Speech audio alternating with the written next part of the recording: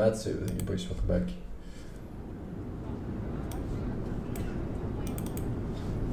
The key to freedom.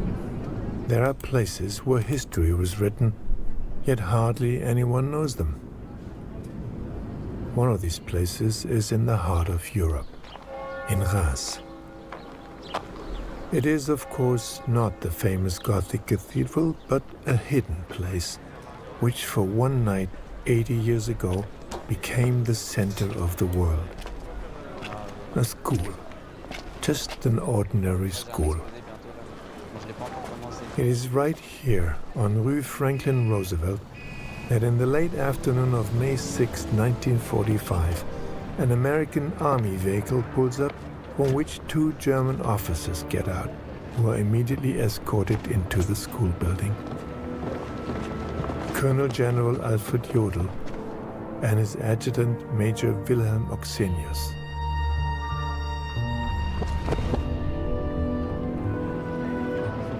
Nobody knows, certainly not the students of this school itself, that in May 1945 the Allied High Command resides here, and that from the map room of this school, General Eisenhower is in charge of the fortunes of the Western Allies. Of all the secret places in Europe, this was the most secret, a witness to that night later writes. The Germans had come to negotiate a partial surrender on the Western Front only. They wanted to continue fighting against the Soviet army on the Eastern Front, but Eisenhower insisted on a total surrender.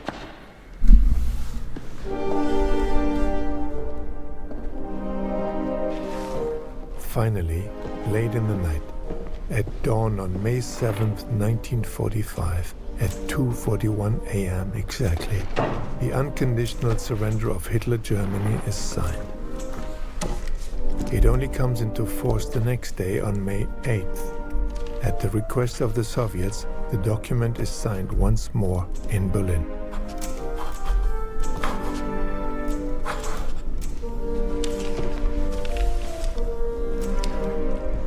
With this, the darkest period in the history of Europe comes to an end.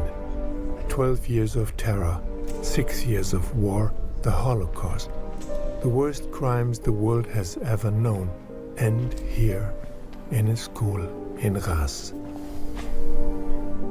As the headquarters are closed, the commander-in-chief returns the keys to the mayor of Reims and says, "These are the keys to the freedom of the world."